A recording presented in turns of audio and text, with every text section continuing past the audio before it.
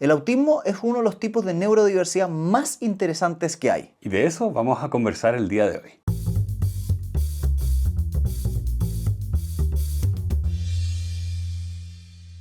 Hola a todos, bienvenidos a Elemental, el espacio donde nos leemos el libro para traérselos a ustedes y que sepan cuáles son las mejores ideas. Mi nombre es Pedro y estoy acá con Santiago. Hola, hola.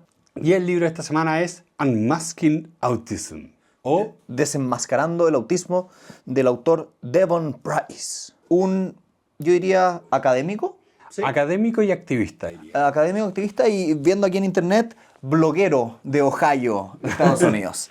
Quien en su libro nos va a contar la experiencia personal que tuvo desenmascarándose a sí mismo como una persona que se califica como autista. Exacto. Este es un libro que trata mucho de entender qué es el autismo. Entonces es muy interesante porque realmente es ponerse al día con muchos años de finalmente... ¿Cómo ponerlo?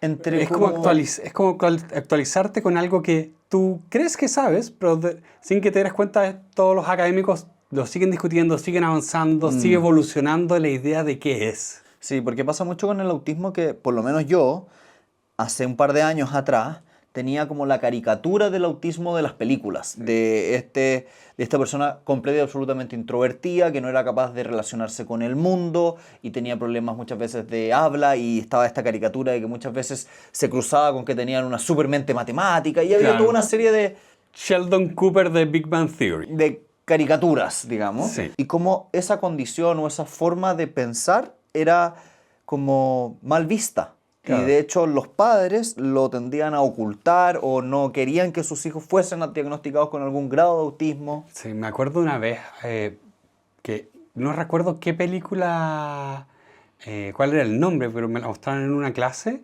que era sobre una mamá que le dan el diagnóstico de su hijo es un autista y se trata un poco de su reacción. Y me acuerdo cuando lo vi como... Era como el drama y como casi que se le desmoronaba el mundo. Pero después la película se trata de ella y la relación y tiene un mensaje positivo. Pero me impresionó mucho como lo que yo encontré en simultáneo el melodrama. Pero leyendo este libro me ayudó a entender como, no, para algunas personas de verdad era el melodrama, era el drama de no puedo creer que me está pasando esto.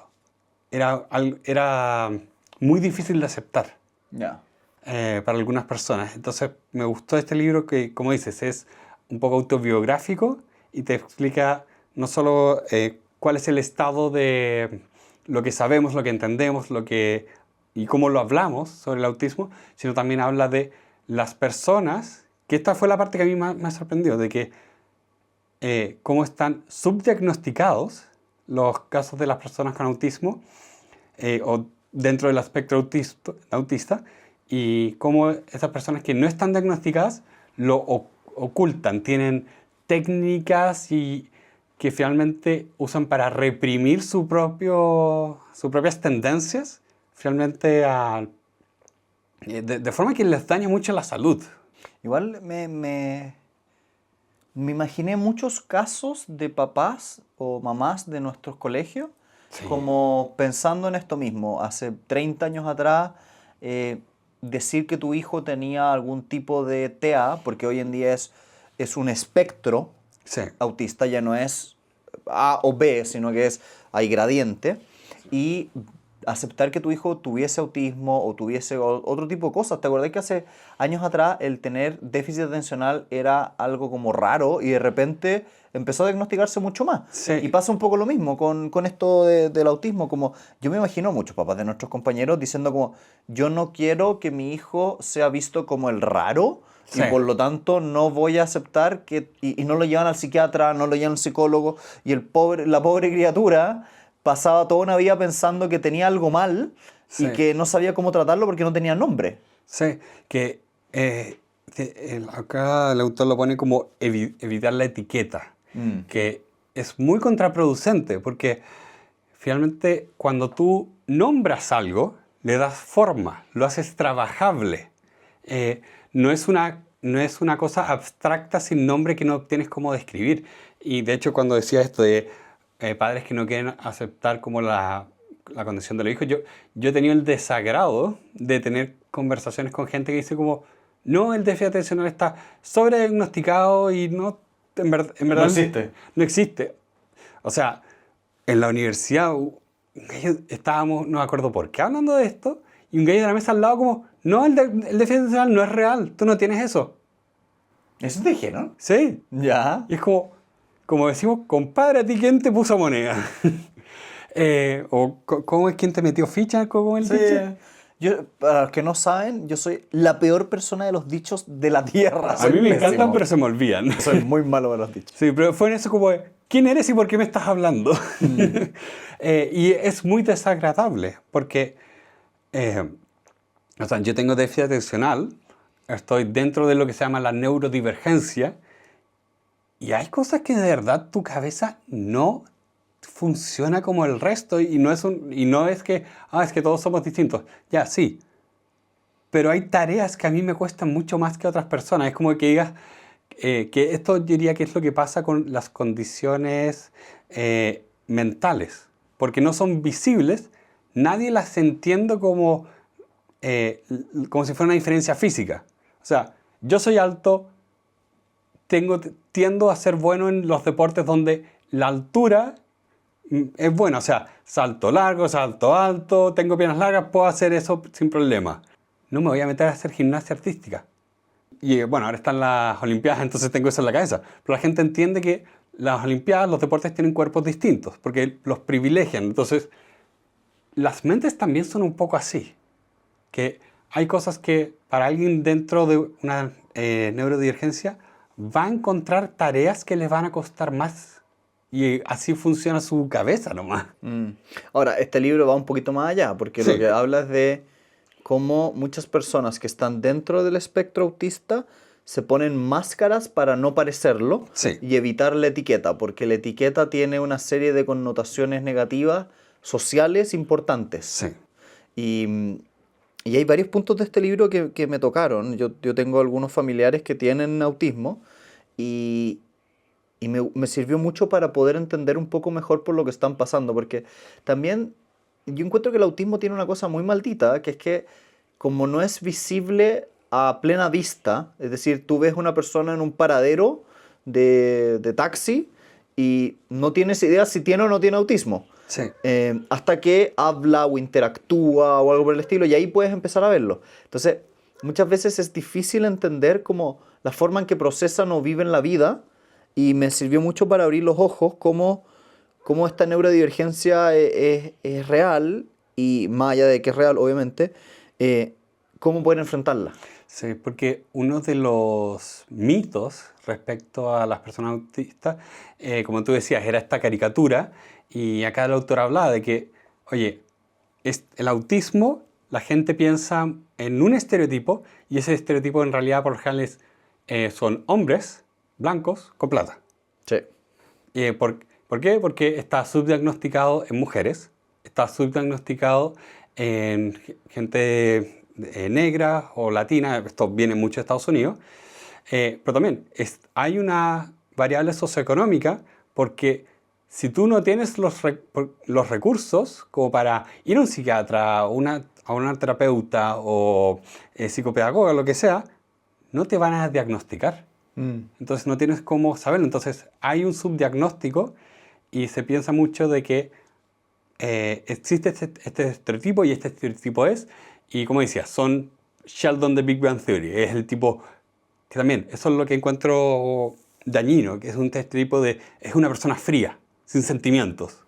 Y también encontré interesante porque estaban subdiagnosticadas, por ejemplo, las mujeres, y lo encontré como sociológicamente interesante y complicado, porque decía como a las mujeres se les subdiagnostica el autismo porque las personas que cuando son muy jóvenes o niños son autistas tienden a tener comportamientos más introvertidos, más callados, que son tipos de comportamientos que tradicionalmente en la historia de, por lo menos en nuestro país, se privilegiaba como algo positivo para las mujeres. Claro. Entonces era como, entre comillas, bien visto.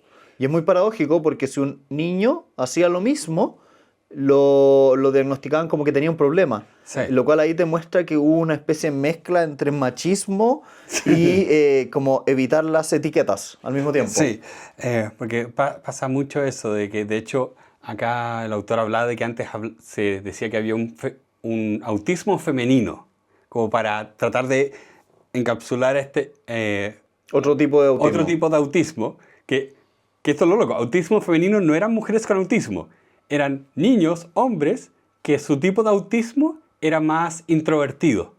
Porque, de nuevo, el estereotipo era que, niño autista es el que grita, se pega a sí mismo, es escandaloso.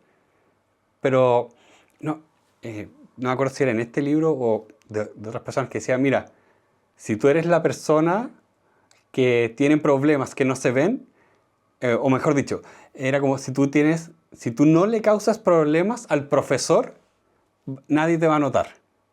Pero si tú eres el niño que le causa problemas al profesor, toda la atención se va a ti. De hecho, complementando eso, también me llamó harto la atención, ¿te acuerdas de esa parte del libro donde decía como la gravedad del autismo no se mide por la gravedad real de la enfermedad, Sí. sino más bien por cuánto le molesta al resto, particularmente a sus padres, el autismo? Sí. Y se decía, el autista menos funcional es el que es más molesto para el papá o para la mamá, y no para el mismo autista. Entonces lo encontré súper interesante porque al final del día era como una especie de discriminación ante esas personas, porque era como, ¿cuánto me molestas a mí? Te voy a declarar más o menos grave. Sí, es que hay libros o problemas o cosas que tú tienes la opinión del externo, y porque es el externo y lo ves de afuera, esa opinión tiene valor. Y también está la opinión del interno, como yo vivo esto es lo que me pasa y por esto mi opinión tiene valor. Es más subjetiva en cierto sentido, pero por eso de ahí viene su valor, y te das cuenta como todo este tiempo, tantos años, las opiniones de los expertos venían desde afuera y nadie le preguntaba a una persona con autismo ¿qué piensas tú? Y recién ahora que se diagnostica más y hay personas que se identifican como autistas y escriben al respecto de eso, que estamos empezando a entender esta nueva dimensión de esta neurodivergencia. Es muy, muy fascinante, porque, como decías, antes se hablaba de, era como, ¿cuál fue la palabra que dijiste? De alto autismo, bajo autismo. Como funcional o no Funcional funcional. y no funcional. Y ahora se habla más de cuánto apoyo necesita. De como niveles de, esto es un autismo que necesita mucho apoyo o poco apoyo en las cosas que está haciendo. Porque también, ¿tú sabías, por ejemplo, las cosas que hablaba acá del, ¿cómo se llama? El Asperger. Sí. Pero ¿qué pasa? ¿Qué de todo del Asperger? Eso también fue como una dimensión respecto a esa etiqueta que yo no tenía idea. Ya. Que el Asperger finalmente era una forma de decir como, oye, estas personas autistas son más útiles. No las maten porque el gallo lo está escribiendo cuando habían nazis. Ya, es que, bueno, ya sé a qué te refieres. Creo que para contextualizar a los que nos escuchan, el libro hablaba de dónde venía el término Asperger. El término Asperger, que era desde un psiquiatra, ¿era? Creo que era un psiquiatra. Otro psiquiatra en la época de los nazis, que había identificado que la gente con espectro autista era poco funcional y de hecho estaba a favor de eliminarlos, pero a los Asperger era como una subclasificación que le había hecho a las personas autistas para declararlas altamente funcionales y no necesariamente matables. Sí. Que es un periodo bastante oscuro en nuestra historia. ¿Tú has ido, por ejemplo, al Museo del Holocausto? Pero muy de chiquitito, fui cuando haber tenido 12 años, no me acuerdo mucho. Porque ahí yo fui de grande, tendría 18, 19. Más, fui saliendo de la universidad.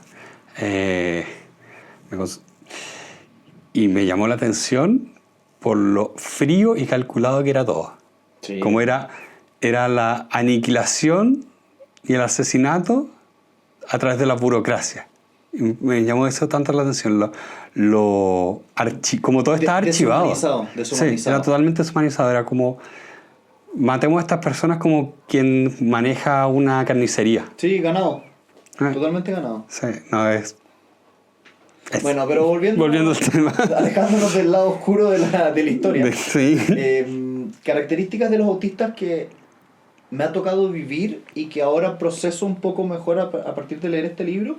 Por ejemplo, la hipersensibilidad a los sabores, a los olores, al tacto, al ambiente. Cierto estímulo. Yo, como te contaba, tengo un familiar que tiene autismo y yo antes no entendía como por qué este niño es como tan mañoso para las comidas. Claro. Y después, para los que no son chilenos, mañoso es o quisquilloso, sí, no le gustan mucho los sabores, lo que sea. Decía, pero qué raro, ¿por qué le cuestan tanto las comidas?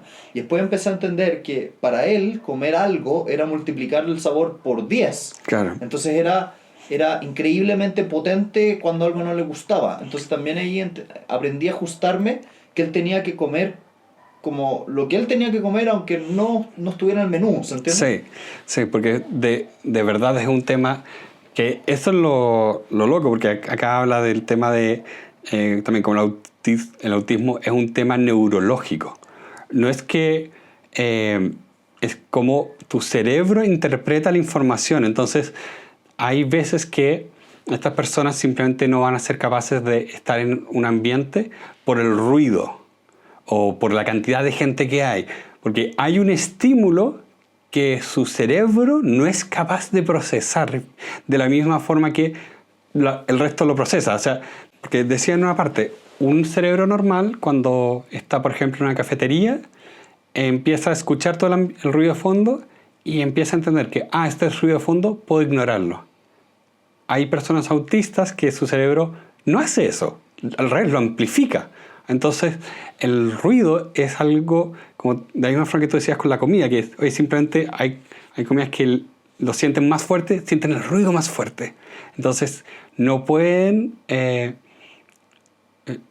entonces, su cerebro simplemente no va a hacer el trabajo que otros cerebros hacen de eliminar el ruido. Pero antes de continuar, queremos detenernos unos segundos porque nos mandaron un regalo. ¡Yay! La verdad, las cosas es que estoy muy feliz y muy contento porque veníamos diciéndose años que queríamos hacer esto y nunca nos habíamos dado el trabajo de hacerlo. Sí, y mejor alguien nos contactó ahí por Instagram y amablemente nos regaló un par de tazas con nuestro logo. Y yo tengo la tuya, tú tienes la mía. Muy bien. Con nuestros nombres. Y esta tacita, para los que nos están escuchando en formato Spotify, podcast auditivo nomás, nos regalaron 2 tazas con el logo de nuestra marca y con una frase y con nuestros nombres detrás. Sí, está muy bonita y voy a dejar acá también, voy a ponerlo frente a la cámara para que vean ahí a nuestros amigos de Femicolor Impresiones, que es una pequeña pyme que nos hizo el favor de regalarnos estas tazas. Muchas gracias a ellos y les dejamos los links de los creadores de nuestros regalos acá abajo. Entonces, otro aspecto interesante que hablaba el autor acá era de cómo se comporta o qué forma tiene esta máscara. Y hablaba de que un tema es el camuflar los aspectos del autista y lo otro es compensar, que sería bien como, oye, si te cuesta algo, hacer el esfuerzo extra, podríamos decir. Era como esconder las cosas o por el otro lado hacer cosas adicionales para no parecer X, Y o Z. Sí, porque... Y yo te diría, Pedro, que lo que me gustó es que este sentimiento de máscara no lo siento limitado al autismo. Creo que cualquier persona en cualquier contexto puede hacer cualquiera de estas 2 estrategias. O camuflar que eres distinto o hacer el esfuerzo extra para compensar una deficiencia. Yo acá haría la aclaración de que esta compensar no viene como de la idea de no, haz tu máximo esfuerzo, no viene como esa idea que tiene una connotación más positiva. Acá es más que nada el lado negativo de que viene de una emoción negativa, de tú quieres parecer competente. Entonces está ese miedo que a veces se habla como el síndrome del impostor, de ese miedo de que me van a descubrir de que no sé en realidad, de que soy incompetente. Que es un tema social. El síndrome del impostor típico. Sí, que yo diría que es muy real para todas las personas, especialmente las personas neurodivergentes, pero es muy real eso de que creamos ambientes tan agresivos o nocivos a las personas que digo como, obviamente nadie quiere admitir estar equivocado si te tratan así cada vez que te equivocas.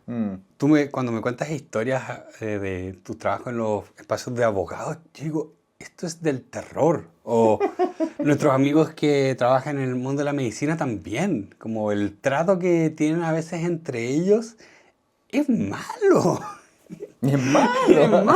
Es malo. No hay que ser más científico que eso, es maltrato. ¿Y a ti te ha tocado, tienes algún recuerdo de camuflarse o compensar? Porque yo, en lo mío, yo sí tengo un par de ejemplos de compensación.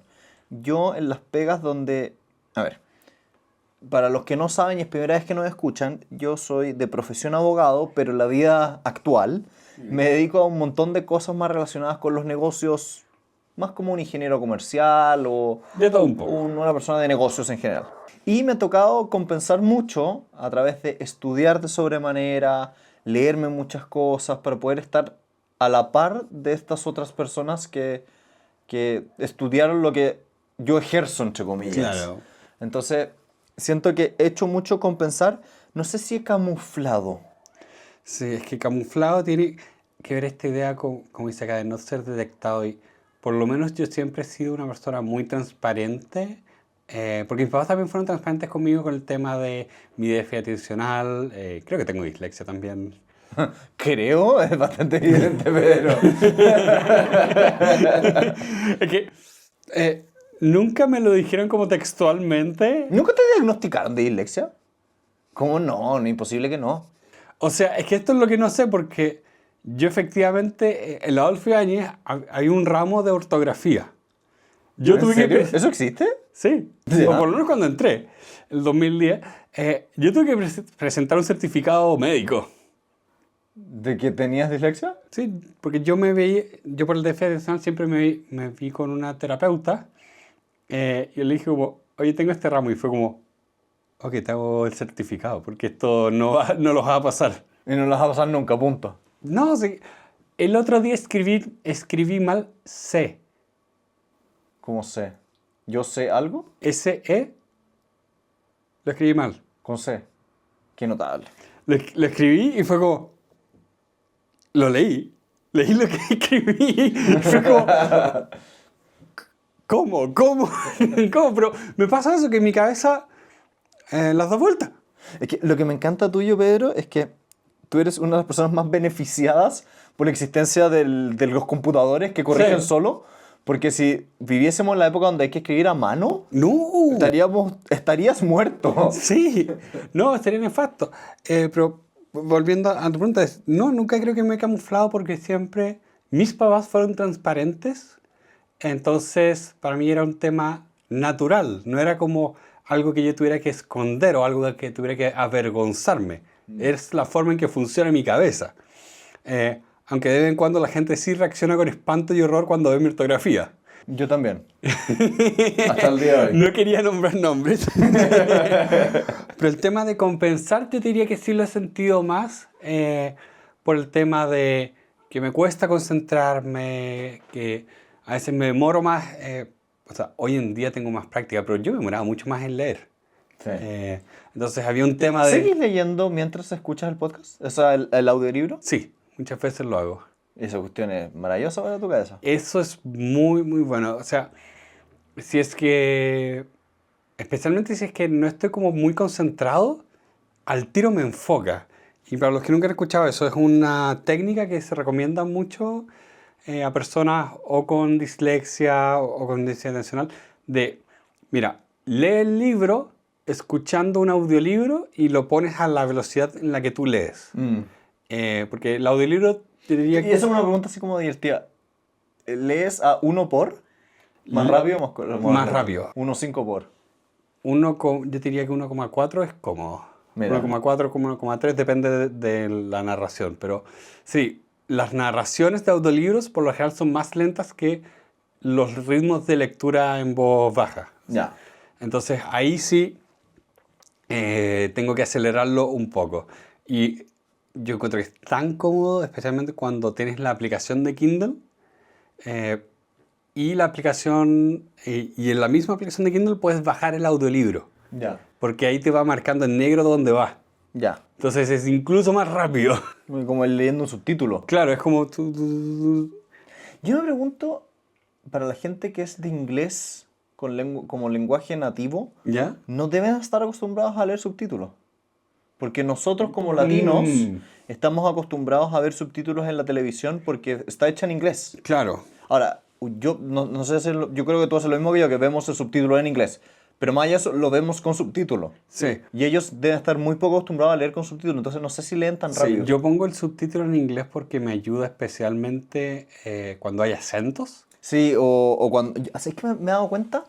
Que a diferencia de los podcasts, donde como que les entiendo todo lo que dicen sin subtítulos, obviamente, en las películas, no sé si por los efectos o por las formas de las Hablan más canciones, rápido. más que hablan más rápido, yo siento que los escucho menos. Ya. Muchas veces digo como, no alcancé a escuchar lo que dijo, pero veo el subtítulo y lo entiendo. Sí, a mí me pasa que estoy viendo justo ahora una serie que se llama Derry Girls, ¿Ya? que pasa en Irlanda del Norte. Es que no, wait.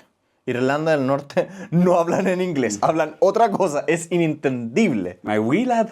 No entiendo nada. Yo me acuerdo cuando estuve en Belfast, yo empecé a mirar esta cuestión y decía como, pensé que sabía hablar inglés, pero no entiendo nada de lo que dice esta gente. And I say to myself, Colin, as I say. No entiende nada. Terrible. Es muy divertido cómo hablan. Porque también hay muchos modismos. Como por ejemplo, ride. Ride que, significa tener sexo. ¿En serio? Sí.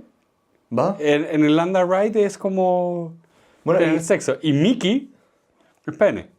Entonces, si tú dices que fuiste a Disney World y te subiste a la montaña rusa con Mickey Mouse, si lo dices en inglés en Irlanda, eso significa otra cosa. Pensé que en la serie que estaba viendo que se llama Shogun, He escuchado muchas cosas buenas. dicen que, no sé si la traducción será real, pero decían como que la palabra para tener sexo era pillow. Pillow, tener una almohada. Ya. Bueno, palabras extrañas que uno va descubriendo ahí. Sí. Pero volviendo al autismo, yo te diría que el camuflarse y el compensar son una conversación como para ampliarla desde el contexto en que está este libro a cualquier cosa. Sí, porque, o sea, una de las cosas que yo aprendí un poco leyendo este libro era cuánto del el autismo como un problema es social.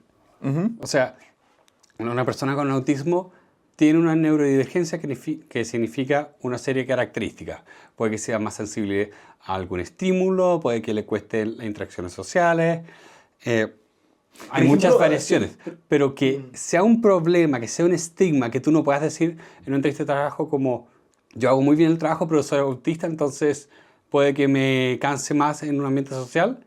Que no puedas decir eso, es social. Pero yo me imagino que debe ser 100% así, o sea, debe ser muy difícil ir a una entrevista y decir lo que tú acabas de decir, como, sí, pero es que soy autista, así que no puedo ir a lugares con... No puedo ir a conferencias. No puedo ir a conferencias o no puedo ir a la oficina porque hay mucho ruido y me pongo nervioso. Chuta, yo lo pienso y yo creo que un entrevistador probablemente lo va a descartar. Sí. Lo va a discriminar para afuera, al tiro. Sí, claro, es un poco eso de... Y por qué me gustó cómo explicaba de que ya no se usa el tema de si son más o menos capaces. ¿Cuál es la palabra que usaba efectivamente? Able o no, no es capaces, es funcionales. Sí, más o menos funcionales. Porque decía como, oye, esta funcionalidad, ¿en función de qué está escrita? Y claro, si tú mides el valor de una persona...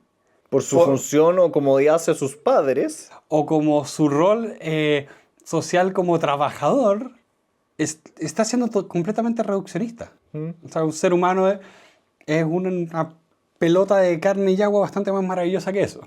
Y además hay ciertos tipos de trabajos que a los autistas se les da incluso mejor que a los no autistas. Hay una historia de estas como que uno lee en internet, en páginas de meme, que la encontré... en páginas de meme, que todo el mundo frecuenta como Pedro. Sí. Y también, ¿será verdad o no será verdad? ¿Quién sabe? Pero alguien publicaba como llevé a mi hija autista a una entrevista de trabajo en Walmart y le dije, el entrevistador me preguntó a mí, la mamá, ¿por qué lo debería contratar? Y decía, yo respondí, porque él va a hacer el trabajo manual, tedioso, que nadie está dispuesto a hacer. Y la historia terminaba con una foto como de un gallo que tendrá 20 años, así como feliz, al lado de una torre de salsas puestas como en forma de pirámide. Yeah. Hay cosas que se les van a dar muy, muy, muy bien. Entonces, pucha, es trágico que midamos el valor de una persona en su funcionalidad. Es como muy utilitarista. Es muy utilitarista. Es raro eso, como... ¿Está nuestro valor dado por cuánto aportamos a la sociedad o podríamos ser valiosos aún estando solos en una isla? Es que también creo que ahí hay un tema de hacerle doble clic a qué es aportar a la sociedad. Porque hay filosofías que son más utilitaristas, que dicen como, tu aporte en la sociedad se mide en la cantidad de plata que produces. Uh-huh. ¿Esa es la mejor forma de medirlo? Cuando puede decir, como, ¿sabes qué? Yo creo que un trabajador social que trabaja en una ONG atendiendo a niños con cáncer, nunca voy a ser capaz de hacer algo que tenga un impacto tan profundo en la vida de alguien. Entonces, ahí está ese dilema de salirnos de estas como mentalidades más utilitarias de, aportar a la sociedad no es algo tan concreto que tú puedas medir con un número necesariamente. Y en ese sentido, Pedro, ¿tú has tenido contacto con gente con esto? Sí. Porque Desde chico yo he tenido contacto con gente o con autismo o con algún tipo de neurodiversidad, me acuerdo, no sé si tú lo llegaste a conocer porque ustedes no eran amigos, pero el hermano de un amigo de un compañero de colegio nuestro, sí sé a quién te refieres. Sí. No sé qué nombre tenía la condición que él tenía, pero él es una persona que finalmente no se desarrollaba, entonces si bien es una persona de tamaño grande, mentalmente es como un niño más pequeño. Entonces siempre he visto gente con distintas condiciones, distintas neurodiversidades. Bueno, los más fáciles de reconocer para todos son las personas con síndrome de Down. Es que hay una distinción muy importante ahí, ¿eh? Yo que he hablado con gente que tiene hijos con síndrome de Down, hijos con otro tipo de neurodivergencia, sí. Y lo positivo, entre comillas, del síndrome de Down es que es visible y la gente lo entiende. Sí. Lo negativo de la neurodivergencia, que no se ve físicamente, es que la gente lo trata de una manera discriminatoria cuando recién ve que habla, que interactúa, pero desde afuera no se nota. Sí. No, es muy, muy complicado. Especialmente... ¿Sabes cuál es la palabra? Creo que falta... es muy difícil empatizar con alguien que te parece de una determinada manera, pero es de una manera distinta. Sí, es porque, por ejemplo, también a veces es difícil empatizar con gente o con estrés postraumático o depresión. O sea, hay comentarios que a mí me irritan y cuando la gente dice como, no, esta persona no tiene depresión, lo está fingiendo. Y es como cuando hay personas que insinúan que la gente finge estar deprimida. Es que es terrible porque...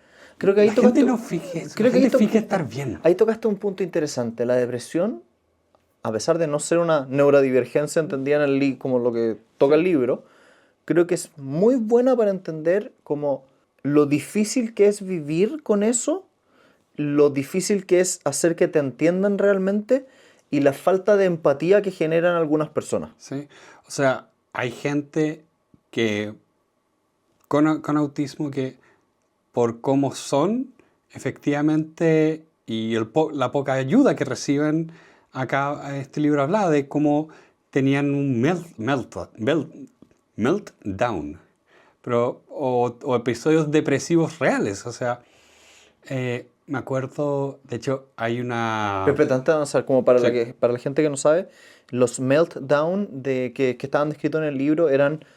Las personas autistas muchas veces en ciertos contextos se sienten abrumados. Sí. Y llegan a la casa después de un día que parecía ser súper normal y quedan destruidos. Y duermen 14 horas.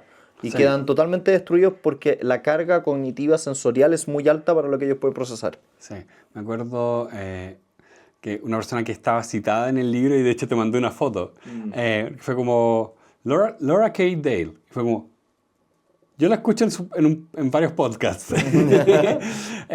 que es una persona